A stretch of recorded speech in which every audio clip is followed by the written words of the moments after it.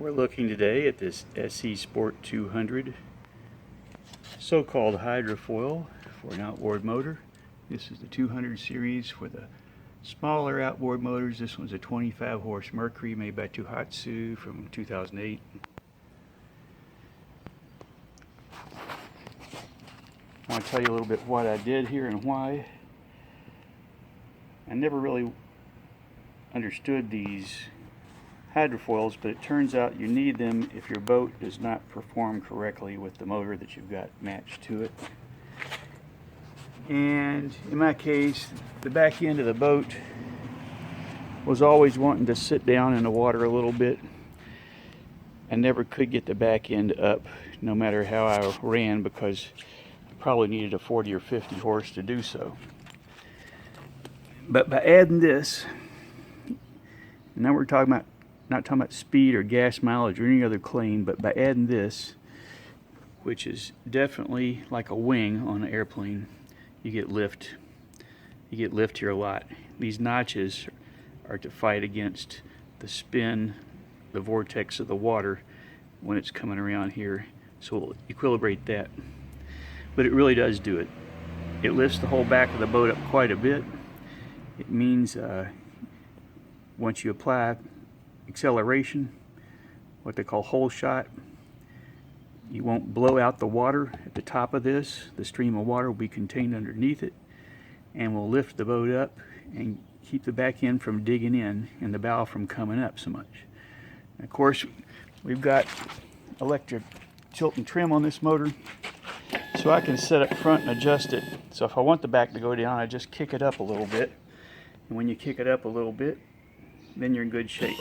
Bring it back down, and it'll do just the opposite and push the rear end of the boat up at that angle. So this tilt and trim adjustment will take care of any problem with getting it back to where the rear end sets lower. The rear end of the boat definitely sets higher out of the water at low speeds. There's just no question about it. The other thing it will do, since I steer from the front of the boat with a stick steering, is it will keep the back end of the boat from breaking loose when you're in your boat by yourself and there's not as much weight in the back, and you're trying to make a 90-degree turn or a real sharp, hard turn with full speed. It'll keep the back end of the boat from breaking loose on you and buffeting and stuff like that.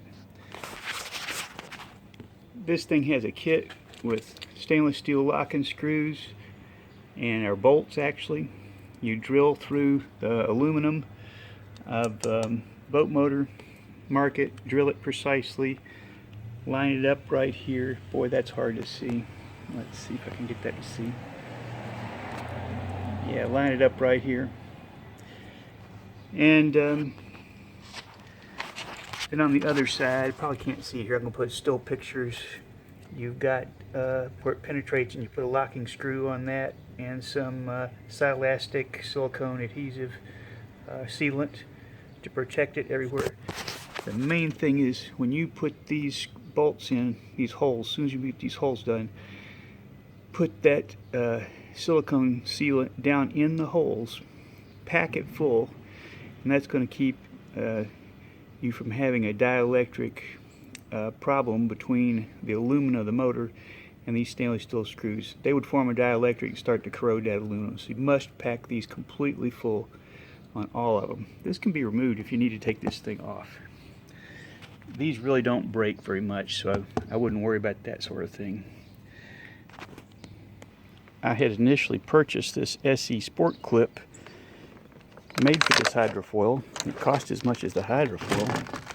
And it's to fit on small boat motors. And when you mount this clip on, which can be put on with all these adjustments and screws and clamps and what have you that comes in this kit, then you can actually use this thing without drilling those holes. Unfortunately, my motor, it just didn't fit right. And like I said, this is a Tohatsu made by Tohatsu and sold by Mercury. And they try to make these pretty well universal. so they'll fit about anything. But it's just the way it is. It's going to fit some stuff and not others.